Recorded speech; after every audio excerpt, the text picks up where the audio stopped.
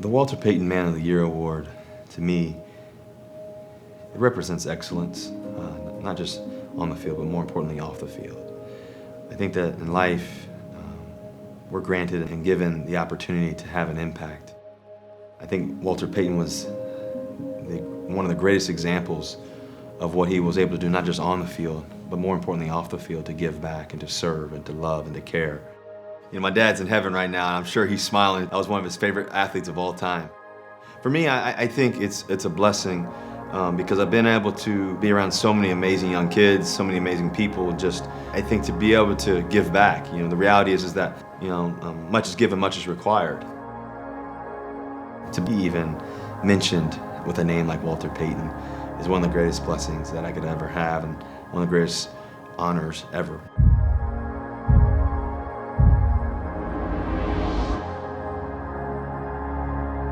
Man, 2020 has been a tough year, you know. I think that when you think about everything that's happened, you know, racially, I think all the social injustice, everything that's occurred. When you think about COVID, you think about everything that's going on, to see people that you know get sick, to see people that you love, you know, have to deal with it financially or whatever it may be. The world needs love. It needs everybody to come together, and it was a devastating year in that sense, in so many different ways. You know, that it's really important that we continue to give back and serve, and I think that's been a critical thing along the way. When you think about what's bigger than just football, is people's lives. Seattle was hit with, you know, COVID right from the day one, you know, pretty much, and it was really important for Sierra and I to really come together and really try to make a difference. Hey guys, Russell and Sierra here. Hey guys. We ended up partnering up with Feeding America and Food Lifeline, and here in Seattle we donated over 1 million meals, which was a blessing to be able to have an impact there with that 1 million meals. And then, you know, shortly after, I had got in touch with, you know, one of my closest friends, Kenny Dichter from Wheels Up, and you know, we started talking about how can we have an even bigger impact. Like, let's make this even bigger together. So we started a new campaign called Meals Up, and the whole idea of Meals Up was to get everybody to come together and let's see if we can hit 50 million meals. Well, we definitely hit 50 million meals, and it's been an amazing blessing to be able to give back and partnering up with Feeding America.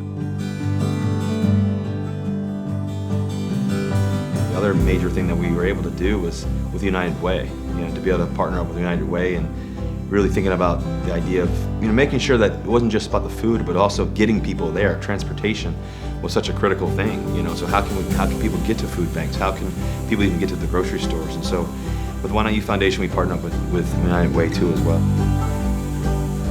The Why Not You Academy, it's probably one of the most exciting things that we have going on in our lives. What's really cool about it is that, you know, it's kind of this beautiful blend with Why Not You Academy. It's this beautiful blend between, you know, education and experience. For it to be a charter school here in Seattle, to be able to grant and give kids opportunity from so many different circumstances, socially and socioeconomically, and I think to really to break down barriers and create opportunities for those kids. And we're really excited about the journey of it, and hopefully we can take the Why Not You Academy not just here in Seattle, but across the country.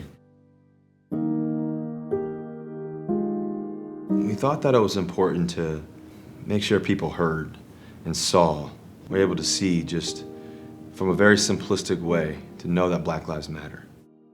We wanted to make sure that, you know, in every major city, basically around the country, that we were able to make a difference, and to really realize that's why we wrote Black Lives Matter and then put a period, kept it very simple and said love Russell and Sierra, because I think that, you know, for us, it was important to keep it simple, to not overcomplicate it, to realize that Black lives do matter. You know, people really need to understand that each life matters, you know, and what was going on, you know, in the Black community with, you know, people getting killed and such, you know, and how things were going on, that we felt like we had to make a difference and had to say something about it. It was amazing just to see the response of people and the response of, you know, other people wanting to join on and help and be a part of the journey of change. It was really important for Sierra and I to really, you know, come together with I'm a Voter campaign. You know, I'm a Voter was a really important campaign because we really needed people to get out and vote. I registered early and I got it done. I am a voter. You know, it was a time that in life, our country is going through so much turmoil in so many different ways, and I thought that it was important that we get together and We were able to connect the NFL with I Am a Voter, and everybody kind of worked together and strategically coming together. I think there were about 8 teams that came together with I Am a Voter and so many others to get people registered to vote, to get people set up and make sure that we're doing our part in our cities and our communities. Miss T. Ward, she is an amazing artist. You know, she's pretty special. And so I talked to her. She's obviously here in Seattle. She actually had done the Black Lives Matter mural. She was part of that process here in Seattle through everything going on racially. And so I got to talk to her and our team, Planet U Foundation. And I kind of told her, I said, you know, she asked me, what do you want to put on your cleats? What do you want to do? I said, well, really what I want to do is, you know, I want to acknowledge and honor the faces of people that we've lost.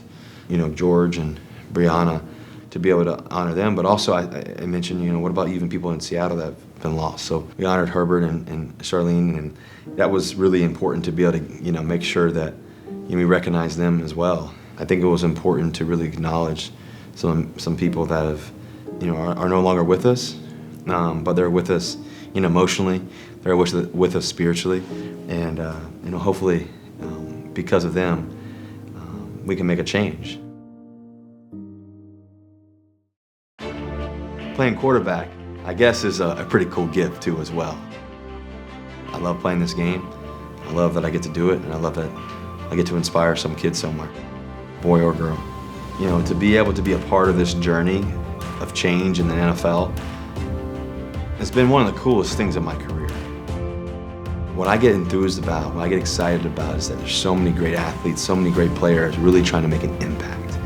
And if we all do our part, we all do our part individually, we can all be Men of the Year in a way. When it's all said and done, I hope they say that, man, he was one of the greatest winners, man, that boy could play. He could spin it, do all that. But ultimately, that he loved, ultimately that he served. To even be mentioned for it, I know my dad's smiling down on me. And I know Walter's up there too. They're probably hanging out, you know, and maybe even smoking a cigar, who knows.